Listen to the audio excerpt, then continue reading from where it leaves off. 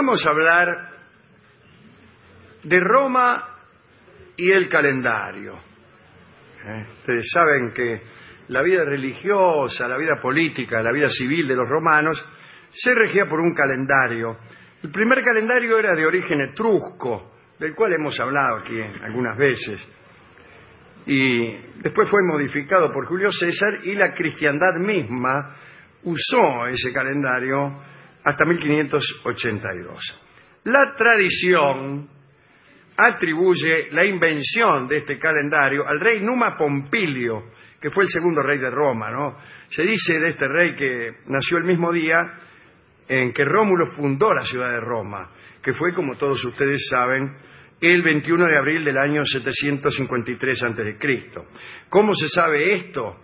Y bueno, se sabe porque en realidad lo que se sabe es que Cristo nació 753 años después de la fundación de Roma. Hay gente que tiene una idea errónea de lo que era el tiempo antes de Cristo. Algunos creen incluso que los años empezaban en diciembre, seguían en noviembre, en octubre, y que los meses empezaban el 30, el 29, 28, 27, y así se fue retrocediendo hasta el 1 de enero. Bueno, no era así, no era así. Tampoco es verdad que Cristo haya nacido exactamente en el año que se dice. Entonces se da la paradoja que después de haber hecho algunas indagaciones, parece, según los cálculos de Dionisio el Exiguo, que Cristo nació 6 años antes de sí mismo. Hay otras discusiones también, como si hubo año cero. Claro. ¿Qué quiere decir esto? Bueno, ¿qué vino? ¿Año 1 antes de Cristo? ¿Año 0, año 1 después de Cristo? ¿O directamente año 1 antes de Cristo, año 1 después de Cristo? El criterio más seguido es este segundo. O sea, no hubo año 0. Bueno, son discusiones. Este calendario del que hablábamos, ¿no? El invento del rey Numa Pompilio, recuerdo la lista de los reyes romanos, ¿no? Primero Rómulo, Numa Pompilio, Tarquino el Antiguo, Tarquino el Soberbio, Anco Marcio, Servio Tulio, Tulio Hostilio y Tisolero el Morocho. Esa lista la hicimos al griego Caracasi, que era un compañero nuestro que estudiaba Derecho. Cuando estudiábamos Derecho Romano, en el apunte le agregábamos a un rey, a los reyes de Roma, que era Tisolero el Morocho. Y el tipo se lo estudió y se lo aprendió. Él es abogado ahora. Sí, lo importante y los vivos que le hacíamos el chiste, no. Bueno, según se dice, Numa Pompilio tenía poderes mágicos. Cierta vez llenó las mesas de un banquete con manjares y con vinos que nadie había traído. Tenía algunas divinidades menores que le revelaban secretos que los hombres no conocían. Por ejemplo, conjuros contra el rayo.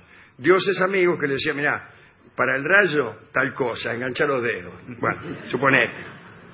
Y había escrito Numa libros sagrados llenos de estas revelaciones que fueron sepultados con él.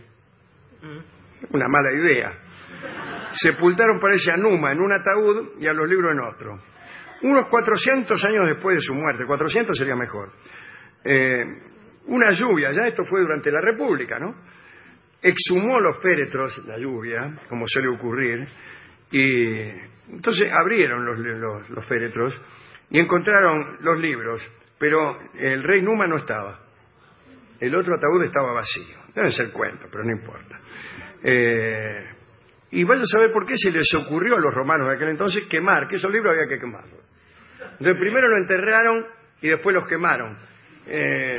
A nadie se le ocurrió leerlos.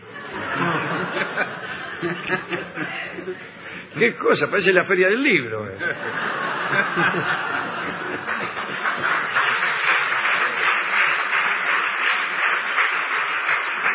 Bueno, este calendario de Numa tenía elementos solares, elementos lunares, quizá aportados por los etruscos, cuyos sacerdotes ayudaron a ordenar este calendario. Los etruscos todavía estaban allí en tiempos del rey Numa, ¿no?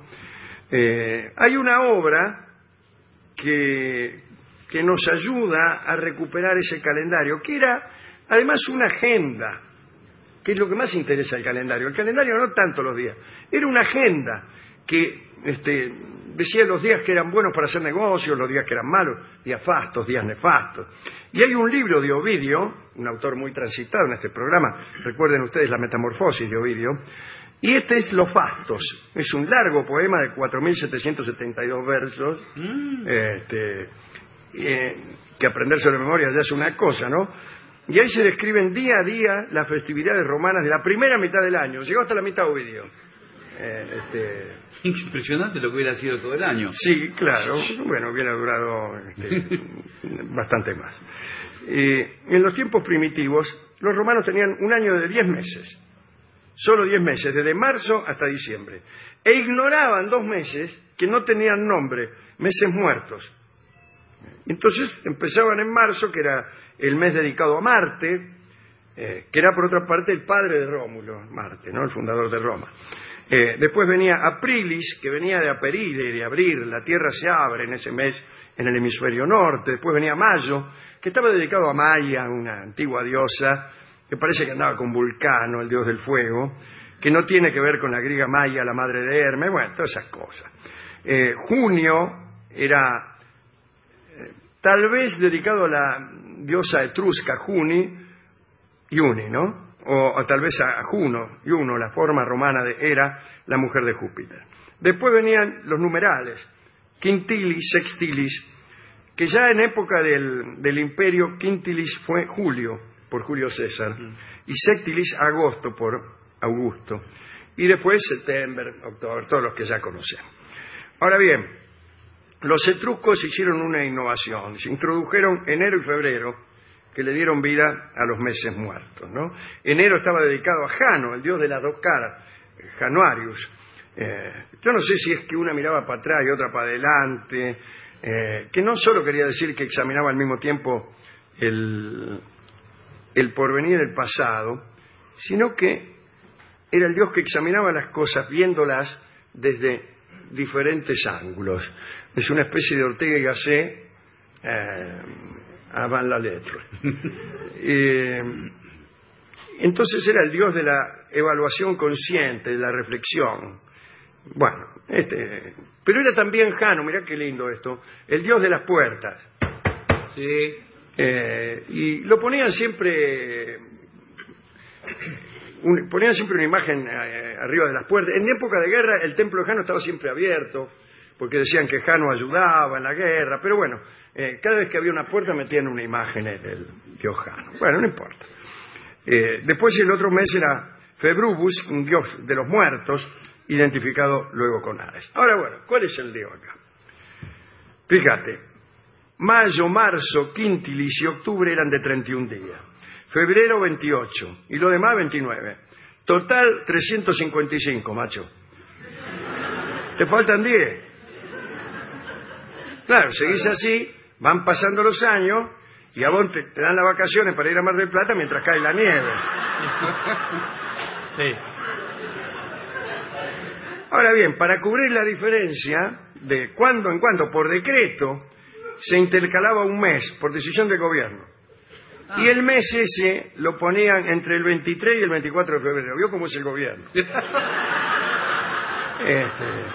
Venía el 23 de febrero, después venía un mes, y después venía el 24 de febrero. Se armaban unos líos. Pero sí. Con los sueldos. Nos vemos mañana. Calculá. Bueno, el encargado de decidir esto, vamos a poner un mes que venimos atrasados, era un funcionario que estaba en relación con el calendario, que era el pontífice. La palabra pontífice quiere decir en realidad un tipo que hace puentes. Era un cargo que al principio señalaba un tipo que hacía puentes, pero después cualquier cosa hasta llegar ahora. Julio César era pontífice máximo y era responsable del calendario, y un día dijo, bueno, el calendario viene mal. Y encargó a un matemático griego, Sosígenes, la confección de un calendario basado en el calendario egipcio. Y de allí nació el calendario juliano, que era mucho más preciso, y que se usó hasta 1582, cuando el Papa Gregorio XIII también vio que ya estaba bastante atrasado el calendario, y pasó en 1582 del 4 de octubre al 15. Hoy 4 de octubre, mañana 15 por decreto del Papa. Justo ese día, el 4 de octubre de 1582, murió Santa Teresa de Jesús, que murió el 4 y fue enterrada el 15. Sí. Qué mala Pero suerte. usted sabe que se armaron muchas cosas graciosas. En algunos países, el calendario antiguo, países que no dependían del Papa, se siguió usando. Entonces había en el occidente 2 fechas. Y esto en algunos países fue hasta bien entrado el siglo XX. En Rusia recién se utilizó el nuevo calendario con la revolución. Y cuenta Vladimir Nabokov que cuando él era chico, una familia muy afrancesada, pero que vivían en Rusia, y le festejaban 2 veces el cumpleaños. Una vez con el calendario juliano y otra vez con el gregoriano. Se suele decir que Shakespeare y que Cervantes murieron el mismo día.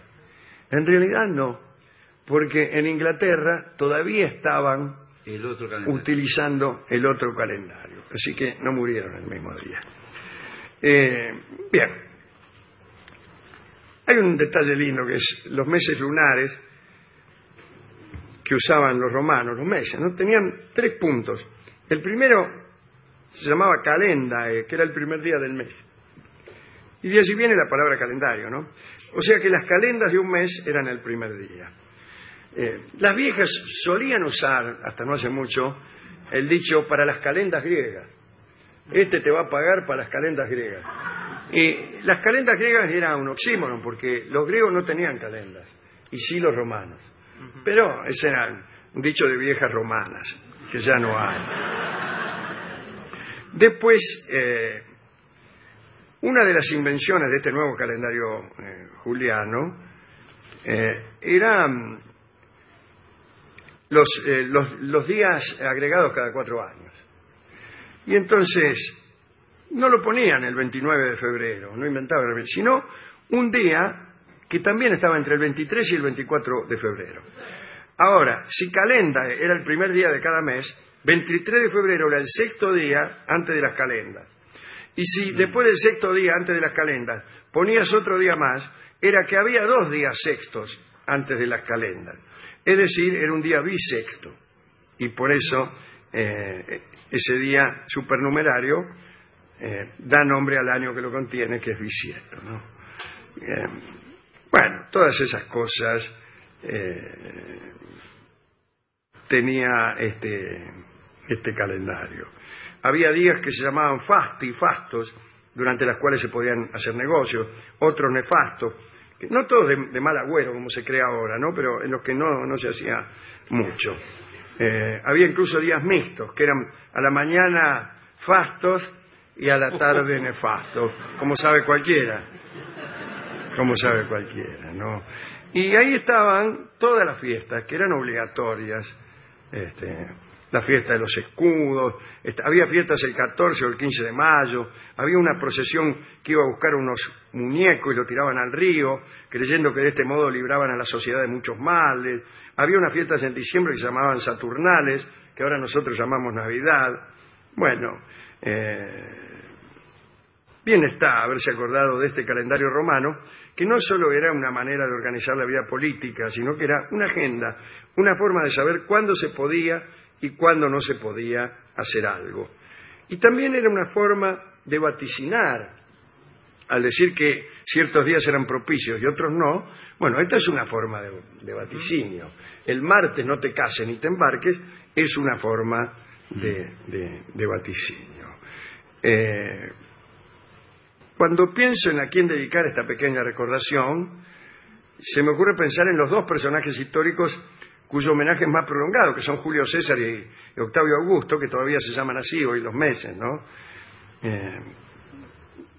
Y siendo como soy yo uno de los que creen que el calendario es el tiempo, me temo que el calendario es para el alma una metáfora, y particularmente una metáfora de la espera.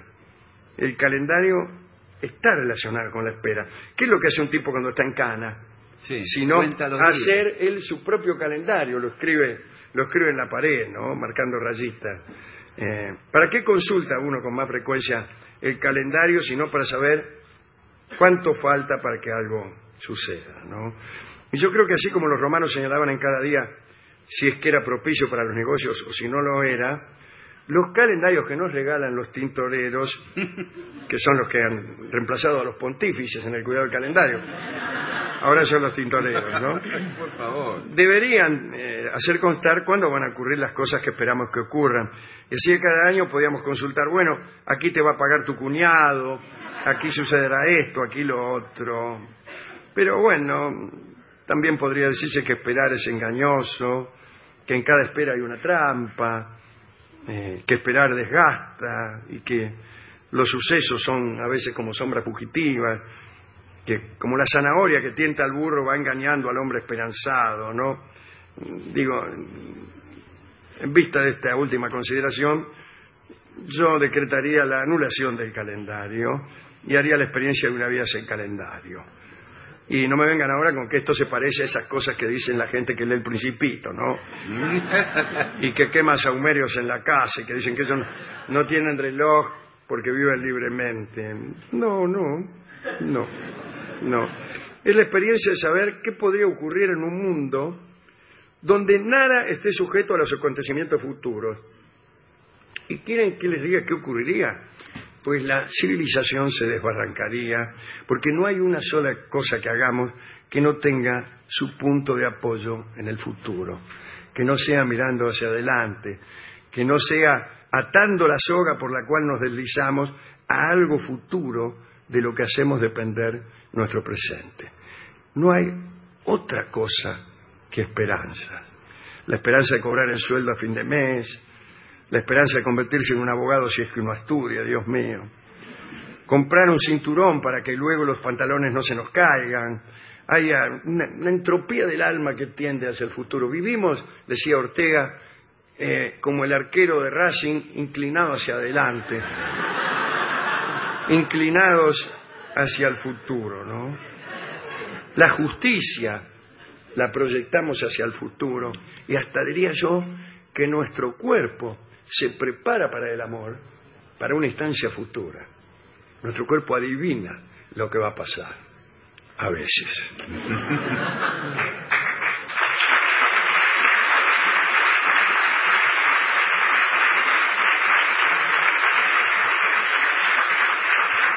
Entonces, la dedicatoria de hoy es hecha para los que esperan, y todos esperan. En un mundo en donde el tiempo va solamente en una dirección, no hay más que hacer que esperar. Hemos ido a la discoteca para que nos dieran un disco que tuviera algo que ver con el almanaque. Sacó el tipo y hizo así, tome. No hay. Dice, ¿cómo se llama esta samba? 7 de abril.